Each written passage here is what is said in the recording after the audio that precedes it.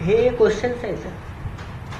Type the following business letter in proper from observing the following instruction.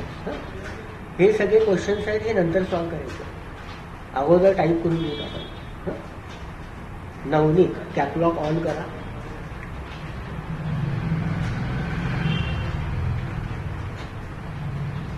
हे जे रेश आलंय ना, रेशचा अर्थ एंटर आहे. नेक्स्ट लाईन म्हणते त्याला. असं रेश आलं की एंटर दाबून खाली टाईप करायचं.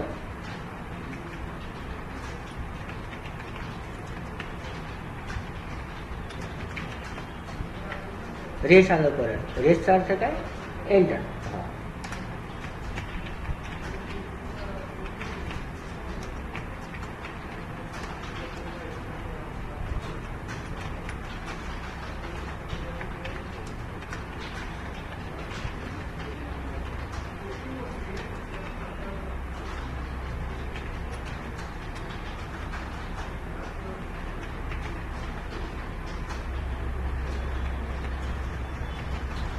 एंटर.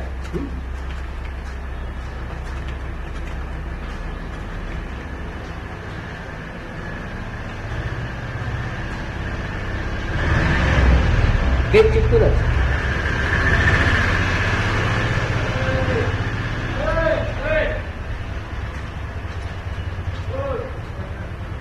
रेश म्हणजे एंटर. टू नंतर लक्षात ठेवा, टू नंतर जे ॲड्रेस दिले हे ॲड्रेस टाईप करायचं नाही. आता टू नंतर काय करायचं? डायरेक्ट सब्जेक्ट पासून लिहायचं. कारण का? हे ॲड्रेस आपल्याला मेलिंग करायचं असतं. टू नंतर डायरेक्ट सब्जेक्ट.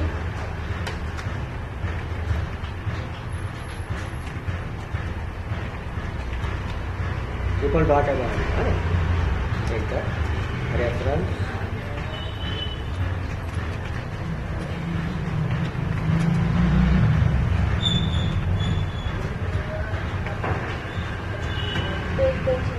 हा डॉट आहे तिथं. डॉट आहे ना तिथं. स्पेस नाही आहे इथं. इथं नाही आहे म्हणून नाही दिलं आपण. असेल तर द्यायचं, नसेल तर नाही. एक्झॅक्ट तिथं कसं दिलंय तसं टाईप करायचं.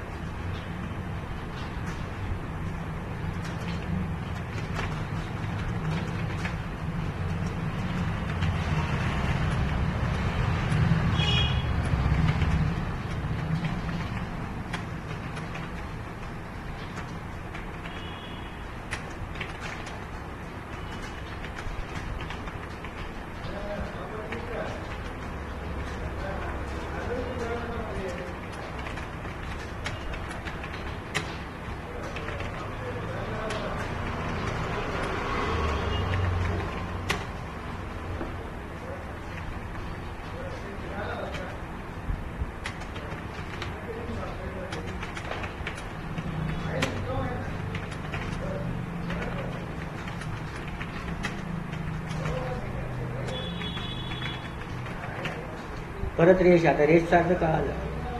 एंटर. Next line.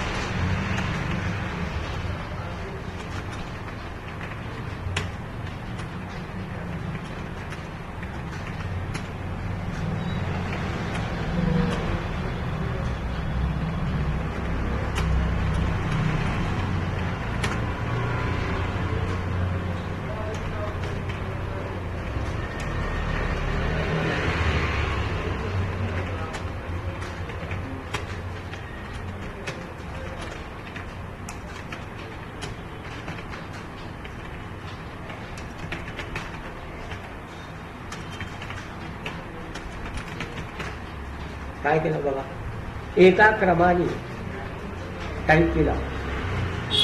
फक्त आपण टायपिंगमध्ये गॅप कुठं सोडला, टू नंतर आणि सब्जेक्टच्या अगोदर. बाकी सगळं टाईप केलं.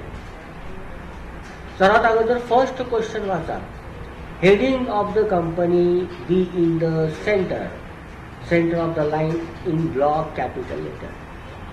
कंपनीचं जो हेडिंग आहे म्हणजे ह्या पूर्ण हेडिंग मध्ये बसवायचं आहे. ईमेल सहित हे पूर्ण हे सगळं काय करायचं, सेंटरला बसवा. म्हणजे इथं आपण हे सेंटरला बसवायचं. आणि जो मेन हेडिंग आहे, जो मेन हेडिंग त्याला काय करायचं आहे, फॉन्ट साईज कंपल्सरी 24 ठेवायचं. मेन हेडिंगचं फॉन्ट साईज कंपल्सरी 24 आणि त्याला बोल्ड करायचं आहे, अंडरलाईन. हे आपलं हेडिंग तयार झालं. मग कुठं पॅरेग्राफ ते एंटर करत जावा. First enter, second enter, reference number enter, 2 नंतर एंटर. सब्जेक्ट आणि रेफरन्समध्ये एंटर करायचं नाही. एंटर. Here sir enter. इथं प्रत्येक पॅरेग्राफमध्ये एंटर असतं. 40 मध्ये. 30 मध्ये कसं होतं, फक्त 6 एंटर होते. इथं तसं नाही आहे. इथं नेहमीप्रमाणे 2 एंटर. इथं एव्हरी पॅरेग्राफ एंटर करायचं. खाली गेलं तर गेलं. प्रत्येकामध्ये एंटर करून घ्या जिथे जिथं पॅरेग्राफ संपलेलं आहे. आता हे पहिलं क्वेश्चन तर आपण सॉल्व्ह केलं. मध्ये बसा म्हणजे हेडिंगपासनं ईमेल आय डी पर्यंत सेंटर ठेवायचं आणि मेन हेडिंगला 24 फॉन्ट आणि बोल्ड.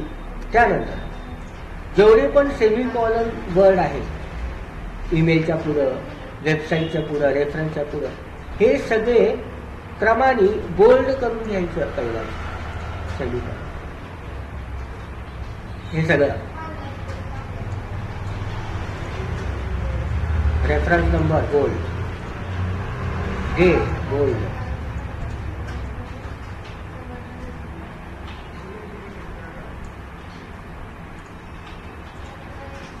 सब्जेक्ट जिथे जिथे सेमीकॉलन्स आहेत सर्व बोल्ड करून घ्या. आणि सब्जेक्ट नंतर जे टेक्स्ट आहे याला अंडरलाईन, याला फक्त अंडरलाईन आहे. 30 मध्ये आपण सगळं बोल्ड करत होतो फक्त. 40 मध्ये कसं आहे, सब्जेक्ट रेफरन्स बोल्ड, त्याचं पुढचं फक्त अंडरलाईन, त्याला बोल्ड करायचं नाही. रेग्युलर नेहमीप्रमाणे रेफरन्स अँड डेटमध्ये 4 tab, 1 tab, 2 tab, 3 tab, 4 tab. त्यानंतर ईमेल आणि रेफरन्सच्या मध्ये ठेवायचं कर्सरला. ईमेल आणि रेफरन्सच्या मध्ये ठेवायचं. बॉर्डर पॅरेग्राफमध्ये बॉर्डर, बॉटम बॉर्डर लावायचं असतं. कंपल्सरी आहे, याला मार्क असते ना. ईमेल आणि रेफरन्सच्या मध्ये ठेवून बॉटम बॉर्डर. हे झालं पहिलं क्वेश्चन. सेकंड क्वेश्चन सर्वात लास्टला करायचं आहे. सेकंड क्वेश्चन मेंबर्स आहे, हे एंडला असतं. तिसरं क्वेश्चन बघा, paragraph should be block style. म्हणजे ब्लॉकचा अर्थ काय, टॅप करायचं नाही. इथं जर वर्ड आलं इंडेंट स्टाईल, इंडेंट म्हणलं तर एक टॅप. कुठून करायचं, सब्जेक्ट पासनं 1 टॅब, रेफरन्सला 1 टॅब, थँकिंग जिथं जिथं पॅरेग्राफ सुरुवात आहे 1 टॅब करायचं. कधी, जर इथं इंडेंट आलं तर. आता मी अंडू करतो, इंडेंट आलेलं नाही आहे तिथं, म्हणून याला टॅप करायचं नाही, सरळ रेषेतच ठेवायचं. आता काय काम राहिलंय, एव्हरी पॅरेग्राफ जस्टिफाय. राईट साईडला लेवल करायचं, पॅरेग्राफ अलाइनमेंट जस्टिफाय.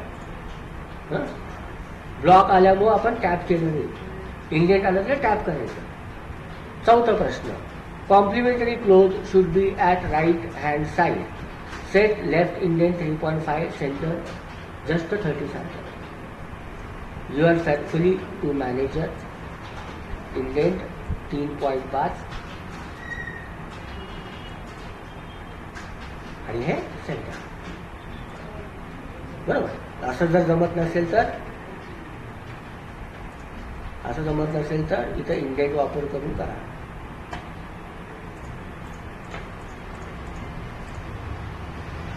हे इंडेंट आहे सेंटर. सगळं झालं. आता शेवटी मेलिंग वापरायचं. मेलिंग मध्ये हे ऍड्रेस लिहायचे. त्यासाठी काय करा, मेलिंग टॅबमध्ये जावा.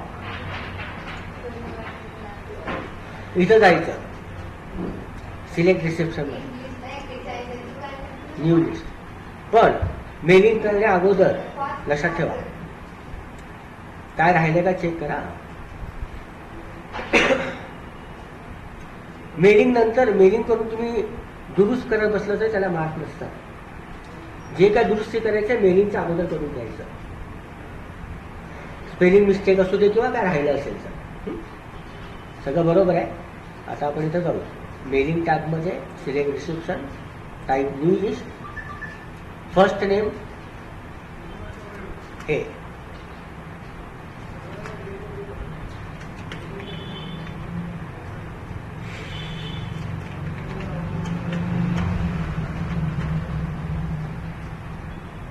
Next line. आता इथं नेक्स्ट लाईन नाही आहे, इथं नेक्स्ट सेल आहे. काय करायचं, एजन्सी हे जे 87 सदाशिव पेठ ऍड्रेस आहे ना, ऍड्रेस 1 मध्ये लिहायचं. 87 सदाशिव पेठ. परत टॅब दाबा, टॅब दाबा चालतं. ऍड्रेस 2 मध्ये पुणे.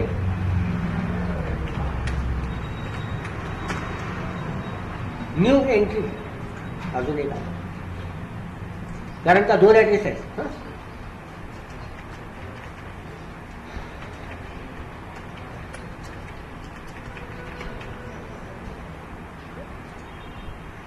203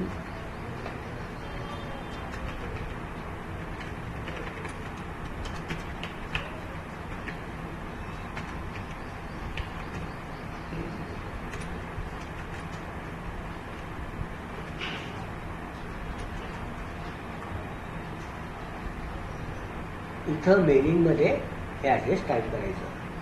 टाईप करताना आपण फर्स्ट नेम यूज केला, ऍड्रेस लाईन 1, ऍड्रेस लाईन 2. दोन्ही ऍड्रेस लिहून झाल्यावर ओके करा. सेव्ह करायचं ऑप्शन येतं. कुठलं पण एक नाव देऊन त्याला सेव्ह करा. पुढचं स्टेप बघा, कर्सर 2 च्या खाली ठेवायचं.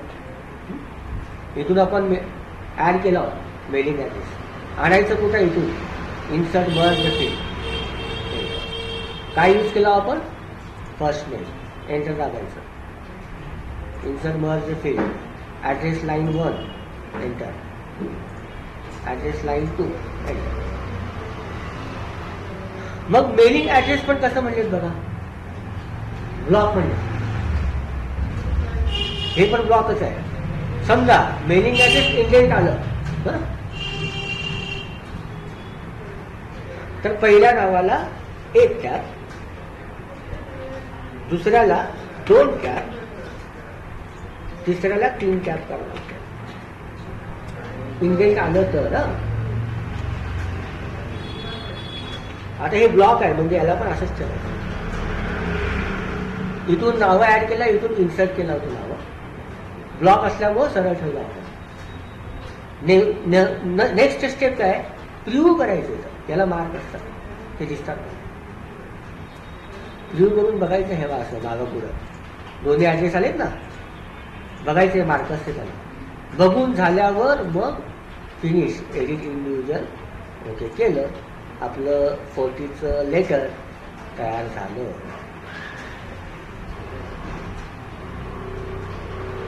आलं लक्षात.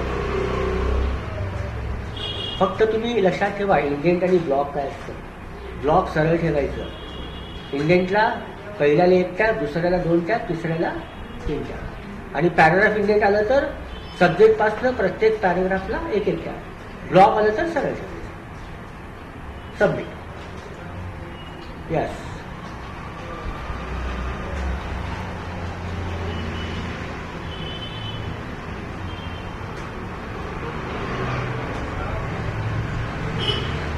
मिस्टेक आहे का? कुठं गेले? टायपिंग मिस्टेकमध्ये मार गेले. तुम्ही टायपिंग मिस्टेकला वेळ भरपूर असतं, बरोबर करून बघा. समजलं? हा आहे बिझनेस लेटर. स्टॉप करू.